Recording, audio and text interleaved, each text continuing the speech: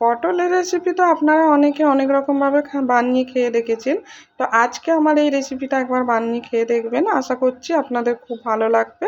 আমি এটি প্রথমবার বানিয়েছি, খেতে খুবই সুন্দর হয়েছিল, অসাধারণ হয়েছিল। এটি হলো পটলের ভর্তা। তো পটলের ভর্তা বানানোর জন্য আমি 500 গ্রাম পটল নিয়েছি।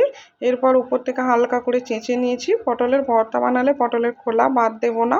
এরপর পটলগুলিকে মাঝখান দিয়ে কেটে ছোট ছোট করে টুকরো করে নিয়েছি, ভালো করে ধুয়ে নিয়েছি। ধুয়ে নেওয়ার পরে অল্প কিছু জল আর অল্প নুন দিয়ে কড়াইতে দিয়ে ভাপিয়ে নেব। আমি 10 মিনিট মতন ভাপিয়ে নেব। জলটা অল্পই দেব, কারণ জলটা যেন পটলতেই টেনে নেয়, যাতে জলটা না ফেলতে হয়। দেখুন 10 মিনিট পর আমার পটলটি ভাপানো হয়ে গেছে। এরপর আমি মিক্সচারের বাটিতে দিয়ে পেস্ট করে নেব পটলগুলো।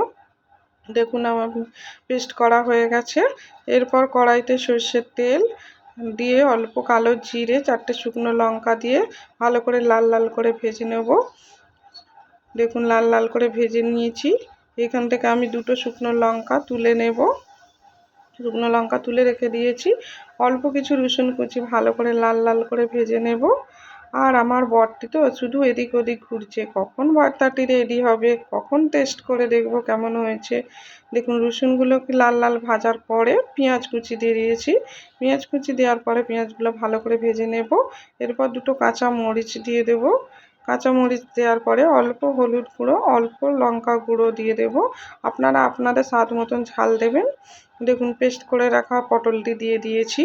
দিয়ে এটিকে ভালো করে 15 থেকে 20 মিনিট মতন ঝাঁকানাকা করে নাড়াচাড়া করে নেব। দেখুন স্বাদ মতন নুন দিয়ে দিয়েছি। দেখুন ভালো করে নাড়াচাড়া করেছি।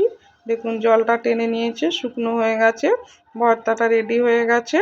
নামানোর আগে অল্প শুকনো মরিচের গুঁড়ো আর অল্প সর্ষের তেল দিয়ে ভর্তাটি নামিয়ে নেব। সত্যি বলছি ভর্তাটি অসাধারণ হয়েছিল। আপনাদের কেমন লাগলো অবশ্যই বলবেন।